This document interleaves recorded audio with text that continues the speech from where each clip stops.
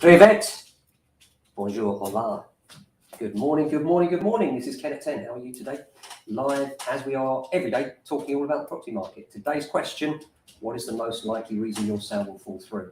Back to that in a minute. Just found that there's a new poll out from the All Agents, which is a portal which reviews estate agents, revealing the very worst offenders.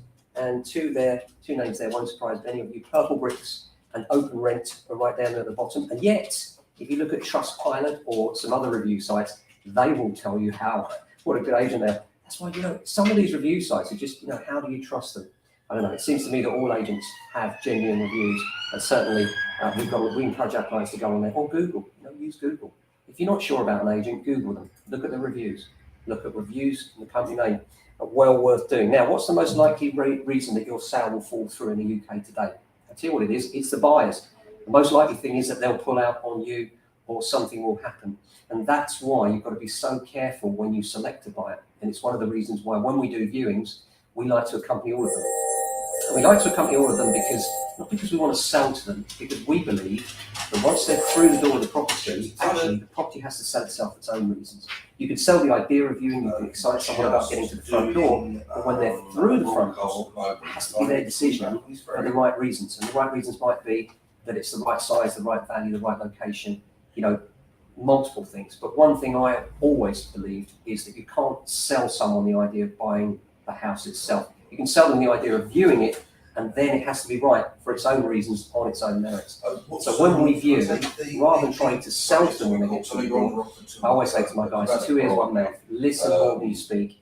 If there's something that you see they're worried about, and you know the reason why, there's maybe a slight crack that's nothing really, explain to them what it is and why it is, and evidence what you've suggested. But don't go around saying to people, oh, look at this, isn't this fantastic, isn't that fantastic? They can see that. And what you'll find is that by listening, you understand more about the buyers. And that's really important, because as a good agent, what you should be doing is investigating as much as you possibly can what the buyers like. And I mean in terms of not just the money and where they are in terms of chains and things like that, although that's equally important, but also the kind of person they are.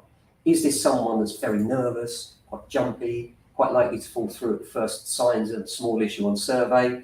All these things come into it. You have to weigh it up. And so often when we're discussing offers with our vendors, we're not just talking about the offer, we're talking about the people and steering them in the direction that we think is most beneficial, most likely for them to proceed with the sale, go through with it, and therefore get our vendors what they want, which is the best price from the best buyer. And that doesn't necessarily mean just the best price, because if that person's not in a capable position to buy it, or they're not in a complete chain, or they haven't sold the property, perhaps they're not the best buyer even though they're offering more. And then it's a judgment call as to which one to go with. And quite often you'll find us saying, look, in our opinion, you should go this way. Client's king. We always say it's up to you which way you go. And sometimes someone's offering significantly more, what we call a unicorn offer. Love that term. That is, imagine you've got a property that's on for 500,000.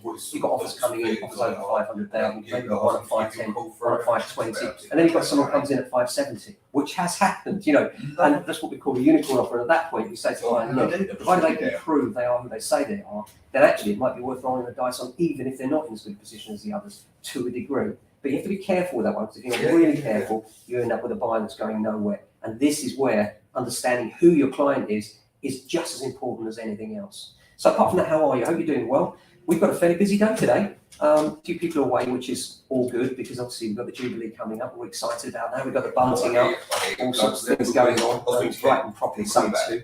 So looking forward to all the celebrations. And in the meantime, here in Norfolk, it's kind of overcast, but quite warm. And we're looking forward to a good day ahead. So I hope you had a good day. Hope the week this week be a rainbow in someone else's cloud. Thanks for watching. Back tomorrow, same time, same place. Until then, stay safe, look after yourselves, and if you can, family and friends. Ciao.